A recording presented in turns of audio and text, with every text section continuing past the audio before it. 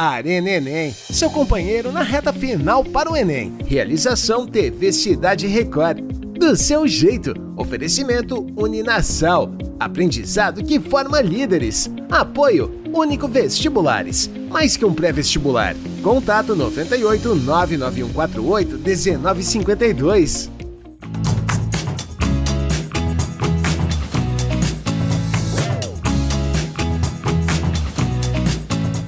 Olá pessoal, nós estamos de volta com mais uma aula com vocês, trabalhando a parte de linguagem, professor Genivaldo Borges. Nós estamos com esse projeto Arena Enem com vocês. Espero que vocês tenham acompanhado os outros programas. Quem acompanhou, fez as anotações, todas as matérias que vocês tiveram, por favor, tenham um cuidadinho lá, com as anotações, vocês terem, gente, toda uma programação que foi passada, direcionada só para o Enem. Nós estamos de volta agora, tá? Desta feita, nós estamos continuando. Lembra do último bloquinho que nós paramos, lá naquela aula passada? Vamos continuar agora com as figuras de linguagem, só que de maneira mais específica agora. Lembra? Fizemos toda aquela programação com vocês, falamos de como o Enem tinha os conteúdos, falamos das funções da linguagem, mostramos todas. Agora chegou a vez das figuras. Elas merecem atenção, hein? Gente, olha essa figurinha aqui. Metonímia. De repente, aquele trecho que vocês pegaram cansativo está pedindo só esse detalhezinho. Qual, professor? Eles querem que vocês observem o que é metonímia. Então vamos lá. Metonímia é transposição de significado, considerando parte pelo todo, o autor pela obra. Gente, aqui para nós, pelas definições parece que não dá para entender nada, mas vamos lá explicar de maneira muito fácil para vocês. Olha essa metonímia aqui, gente. Costumava ler Shakespeare. Professor, mas como assim? Não, isso é uma metonímia. O que é metonímia, gente? Eu quero mostrar para vocês que eu não estou lendo a pessoa, não é o Shakespeare em si. Eu estou lendo a obra dele. Eu quero dar uma ideia do que eu representei ali, tá? Mas não de fato ao pé da letra. Eu estou usando uma expressão pé da letra para você entender o que é metonímia. Professor, olha, ele tomou 2 copos de Coca-Cola, professor. Gente, não é o pé da letra 2 copos, não é isso? A gente entende que ele está usando uma parte para representar outra. Tomou líquido, só que ninguém fala isso. Então, o que é metonímia? É quando eu uso uma figura de linguagem para representar aquilo que eu quero dizer. Isso que é chamado de metonímia. Olha, você que vai passar aí no Enem, claro que vai passar, não é isso? Quando convidar aquele seu amigo, cuidado. Aquele seu amigo lá, ele é bom de garfo. Ou seja, o que eu quis dizer? Bom de garfo. Só ele come muito, mas chame um rapaz lá, seu amigão, ele vai gostar. Então isso que é metonímia, gente. Uma coisa para representar a outra. Tá tranquilo? Atenção, lembra que eu escolhi os nomezinhos mais complicadinhos para vocês? Os outros vocês dominam bastante, é ficha, não é não? Catacrese. Professor, já vi catacrese, mas eu não estou lembrado desse nome não. E de repente fizeram um poema e colocaram uma palavrinha lá com esse sentido. Como assim? Catacrese representa o emprego impróprio de uma palavra por não existir outra mais específica. Pela definição, o Enem não trabalha com isso, claro, não dá para entender o que é catacrese, mas vamos lá explicar de maneira muito clara para você. Gente, olha só, manga da camisa. Professor, eu chamo de manga da camisa, por quê? Porque qual é o outro nome, gente, mais específico para você entender essa parte da camisa? Não tem outro.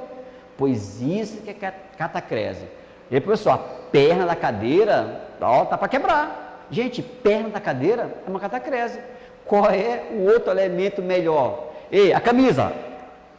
Botou a casa da camisa, tá faltando um botão.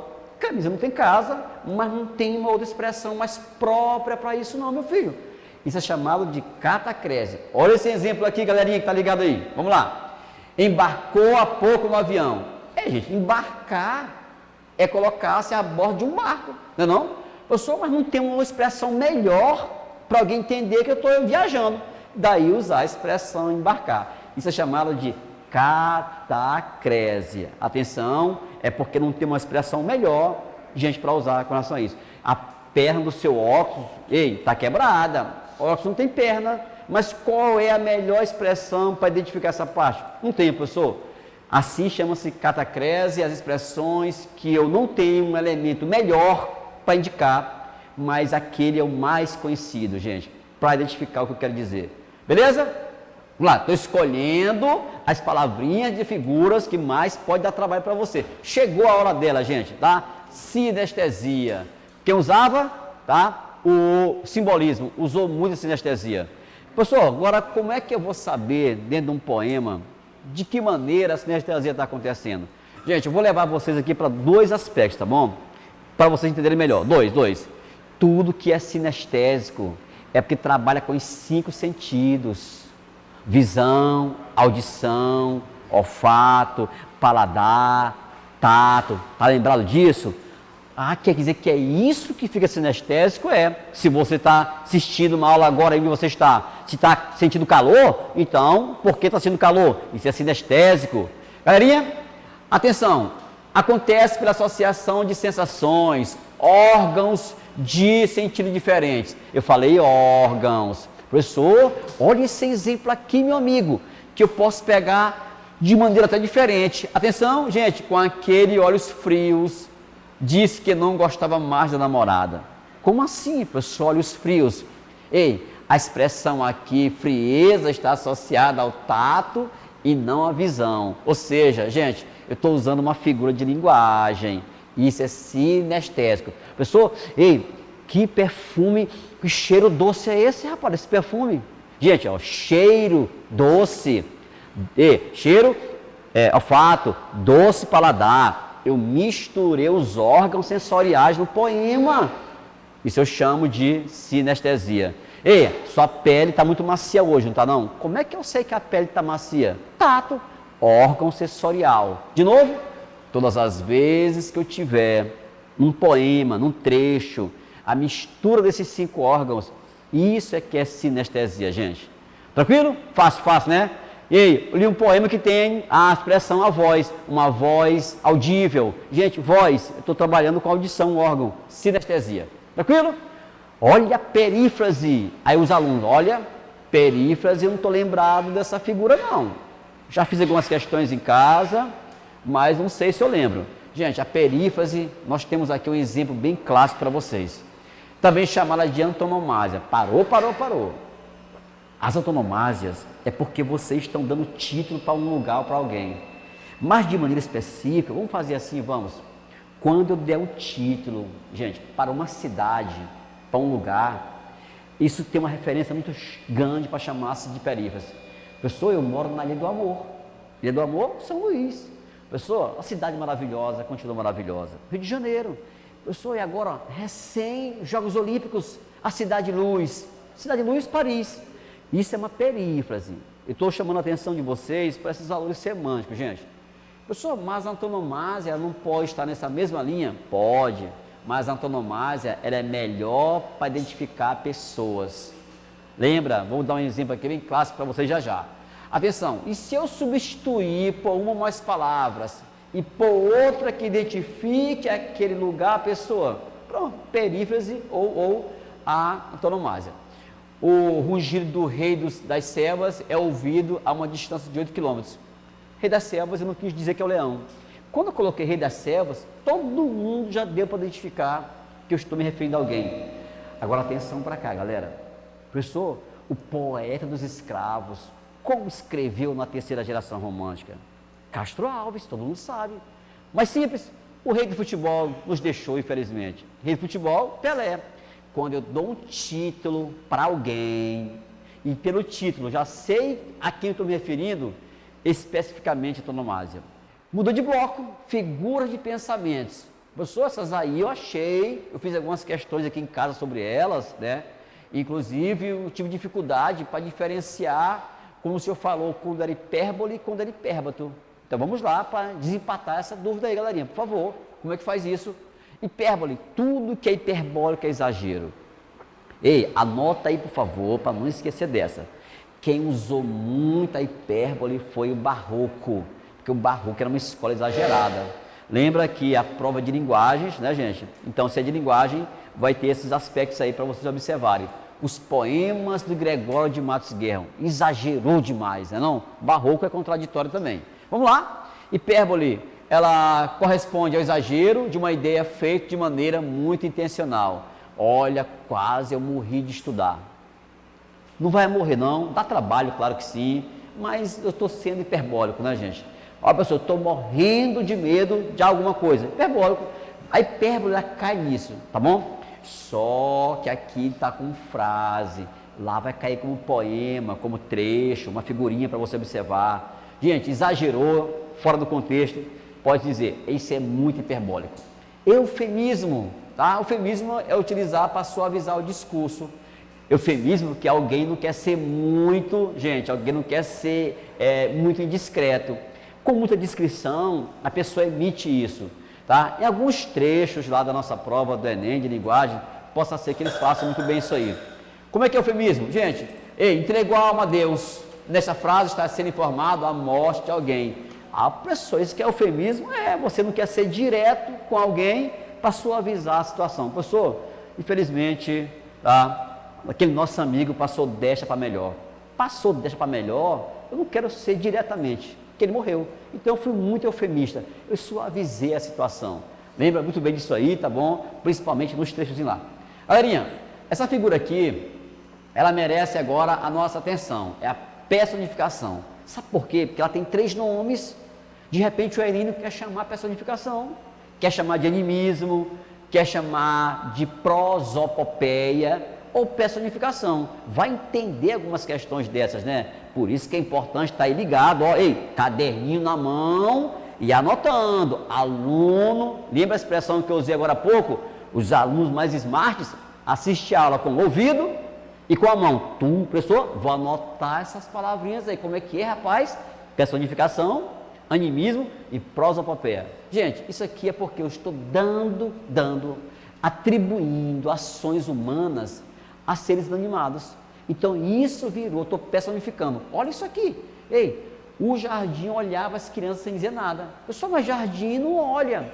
Claro, eu estou em figura de linguagem, gente. Eu estou personificando o jardim.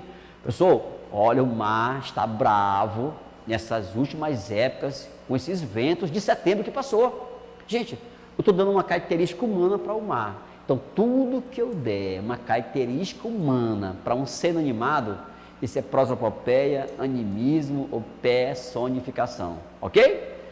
Chegou a vez daquela figurinha que eu falei para vocês, que o Barroco usa demais, antítese. Até citei o poema lá, lembra, gente? Na aula anterior, citei o poema do Camões, grande Camões, né? Um homem que era de urbana, até fez lá um contraste com a música, né? Fez uma paródia lá, lembrou? Antítese é o uso de termos que têm sentidos opostos. Pessoal, é o chamado de antônimos. Gente, antônimo é o mesmo que antonímia, expressões contrárias. Subir, descer, esquerdo, direito, frente, atrás. Isso é antitético. Aqui nós temos um exemplo clássico. Toda guerra finaliza por onde devia ter começado a paz. Gente, olha esse período antitético aqui. Guerra, paz.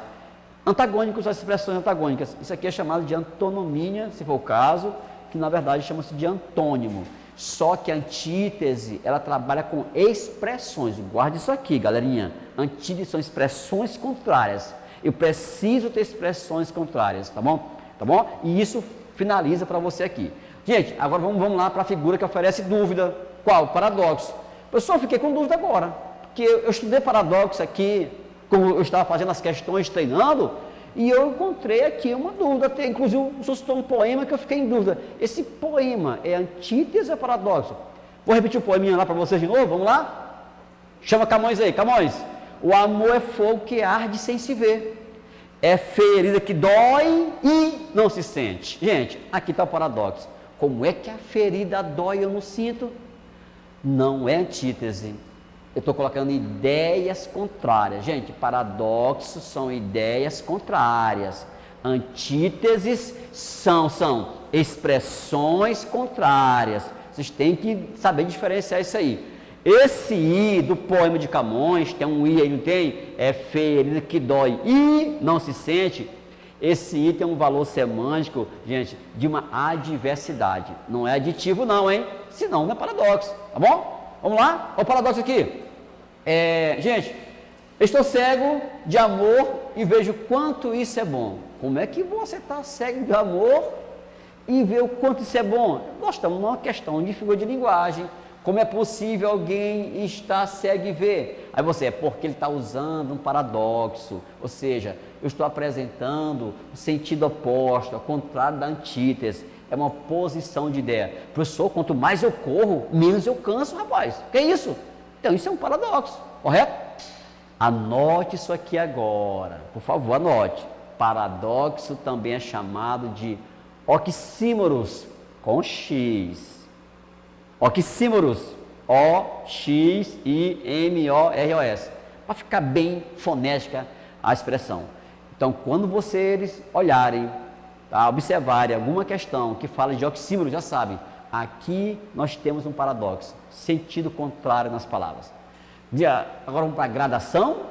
Gradação, nós falamos muito isso, tá, nos textos, nós falamos isso em texto narrativo, lembra? As narrações daqueles parágrafos, olha os romances que vão colocar lá nas questões, galerinha. Dê uma olhadinha lá, por favor. Pessoal, dê nas questões lá, daqueles textos enormes que eu leio, quando eu termino, rapaz, eu não entendi nada e canso. É verdade, mas tem lá uma figurinha chamada gradação. Nada mais é do que a apresentação de ideias que progridem de forma crescente, gente, e eram chamar isso de clímax, tá? Pessoal, o que é o clímax? É porque quando eu vou falando, até terminar o que eu estou dizendo, gente, isso é chamado de gradação. É uma figura que ela aparece muitas vezes quando o Enem quer, em alguns poemas, sabia disso? Principalmente, gente, em poemas românticos. Quando vocês viram o Gonçalves Dias, lembra, com as canções do exílio, ou a canção do exílio, quando vocês viram o Álvaro de Azevedo, grande Álvaro de Azevedo, romântico demais, lembra deles lá? Quando vocês viram o Casimiro de Abreu, o Castro Alves, tá? Eles gostavam disso, o Castro Alves gosta disso aqui também. Então, cuidadinho nessas poesias. Gente, olha isso aqui, ó. Atenção. Inicialmente, calma, depois apenas controlada, até o ponto de total nervosismo. Houve uma sequência, até fechar, até encerrar. A gradação, ela começa, que nós chamamos de sequência. Aí, quando nós terminamos, gente, encerramos. Só que essa palavrinha, encerramos, ela não é usada em figura de linguagem. Então a gente troca. Encerrar é chegar no momento, ou seja, é chegar no clímax. Gradação. Foi gradativamente para terminar a ideia. Guarde isso aí, por favor, em relação também aos poemas. Atenção, lembra que eu fiz uma diferença de apóstrofo para apóstrofe? Pessoal, repete aí de novo. Apóstrofo é principalmente, gente, aquele sinalzinho, lembra? Tem um sinalzinho lá que é chamado de apóstrofo. Aqui não, aqui é chamado de apóstrofe. E atenção, apóstrofe é interpelação feita com ênfase. Só que essa definição, ela fica às vezes muito vaga. Como é que nós vamos ver isso, professor? Atenção, gente. Crie para a palavra apóstrofe uma definição bem básica, crie. Vamos chamar ela de vocativo. Aí melhorou agora, não foi não? E pessoal, vocativo é o que eu entendo em sintaxe, é quando eu estou chamando a atenção de alguém. Exatamente, gente. Eu estou chamando a atenção de alguém, então eu vou chamar isso lá de vocativo. Atenção para cá agora. Os céus, é preciso chover mais. Gente, quando eu chamo pelo seu nome, tá? Se eu chamar daqui o seu nome, certo? E você responder, isso é um vocativo em sintaxe. Estilística é chamado de apóstrofe.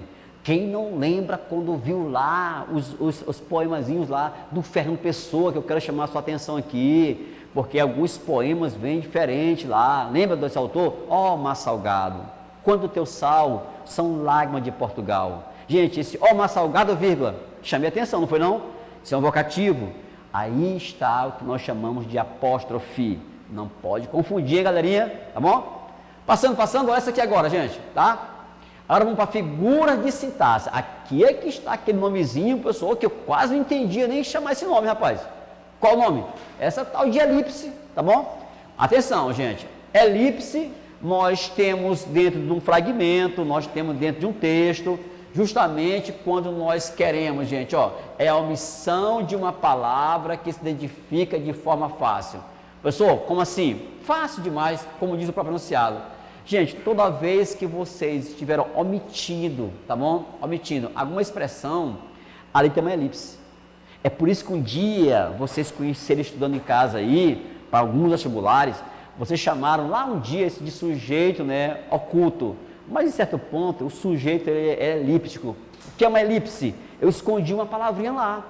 Estamos aqui apresentando uma aula para vocês. Pessoal, estamos, tem uma palavrinha aí subentendida, hein? Nós estamos. Esse nós que não apareceu, ele está colocado como elipse. Então, olha para cá, galerinha. Ei, tomara você me entenda. Professor, tomara você me entenda, tem uma palavrinha que ficou oculta. Qual foi a palavrinha? Ó, tomara que você me entenda. Então, quando eu escondi esse termozinho aí no texto, aí nós temos uma elipse. Por isso que vocês chamam o dia de sujeito elíptico, tá? Que na verdade não vai aparecer. Então, dê uma atençãozinha para cá, por favor, tá? Pode trocar a palavra elipse por a palavrinha ocultar, quando eu oculto um termo na oração. Isso é chamado de elipse, tá bom? Atenção, esse nomezinho aqui, gente, figura de sintaxe, é só nome estranho, professor, que é isso? É, porque é sintaxe, são funções, meu filho. Olha só, azeugma, parece o nome de uma pessoa, professor. Sim, mas azeugma é a omissão de uma palavra pelo fato de ela já ter sido usada antes. Parou, não confunda. Elipse, eu estou omitindo um termo, gente, que não está aparecendo. Zeugma. A zeugma, eu estou escondendo o termo que já apareceu, tá bom? Então, observe isso aqui, por favor. Ei, professor, eu fiz a introdução, ele a conclusão. Ou seja, gente, aquela pausa ali, fiz a introdução, ele fez a conclusão, eu não preciso repetir a palavra fez, já foi usada antes. Então, nós cometemos o caso de zeugma. Fiz a introdução, ele fez a conclusão. Quer dizer que quando eu escondo um termo que eu já usei anteriormente, não é elipse? Não, é zeugma. Gente, eu estou lá no dia com você na prova, se eu pudesse falar, diria assim, ó, deste lado a galera quer passar em medicina, deste que vai passar em direito. Eu apliquei a zeugma, eu não precisei usar de novo a mesma palavra, ok? A zeugma consiste nisso aí. Por quê? Porque é uma figura de sintaxe, ela está apresentando, gente, uma situação para vocês observarem alguma função que ela tem. Galerinha, lembra que eu falei só nome estranho? E esse aqui agora? Professor, hipérbato, mas o senhor não mostrou agora há pouco. Não, eu mostrei hipérbole. Então vamos lá. Qual é a diferença de hipérbole para hipérbato, gente? As hipérboles sempre muito exageradas, exagero total. Hipérbole, eu tenho que fazer que vocês entendam, que eu quero dramatizar principalmente. Por isso que olha, eu morro de medo do escuro. Hipérbole. Já o hipérbato, principalmente numa frase, nós vamos fazer uma inversão na palavra, gente. Vamos fazer uma inversão. É a alteração de uma ordem direta na oração. Como é que fica isso, professor? Lembra que o nome da figura é figura sintática? Gente, quando vocês estudam sintaxe, que vocês constroem um período, o aluno saiu para beber água. Ponto. Gente, está certinho a frase, o comando está ok, está na ordem, tá? Que deve ser feito. Pessoal, se eu mexer nessa ordem, eu causo hipérbito? Sim. O aluno saiu para beber água. Ponto. E para beber água, saiu o aluno. Quando eu mexi nessa ordem, eu tenho um hipérbato. Hipérbato é justamente essa inversão. Atenção para cá, galera, olha só. São como os anjos, os seus alunos. Pessoal, de uma ordem sintática melhor, não poderia ficar assim? Os seus alunos são como os anjos. Pronto. Só que aqui está a ordem direta. Ali eu mexi na frase. Tranquilo? Vamos lá. Olha o hino nacional aqui, gente, como exemplo que todo mundo conhece. Tá? Olha só.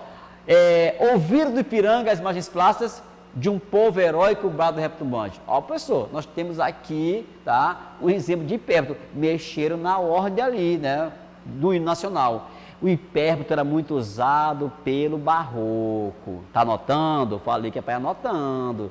Professor, não lembro dessa parte não, mas a prova de linguagens, mas eu vou repetir para vocês. Como é que o barroco usou o hipérbato? Em que circunstância? Lembra, gente? Nós temos dois autores no barroco, o Gregório de Matos Guerra, o Boca do Inferno, lembra por que é chamado Boca do Inferno? E o grande padre Antônio Vieira, um dos maiores oradores sacros da língua portuguesa, meu filho. E um detalhe, o barroco, por ser desequilibrado, lembra, gente, é uma escola que não tem um equilíbrio, é angústia total. Olha aquele século que vocês viram o barroco, não é não? Então, nesse momento, eu precisava fazer inversões nas frases. Eu não começava com uma ordem, gente. E como eu estou fazendo aqui? Pessoal, o aluno passou no vestibular do Enem. Valeu!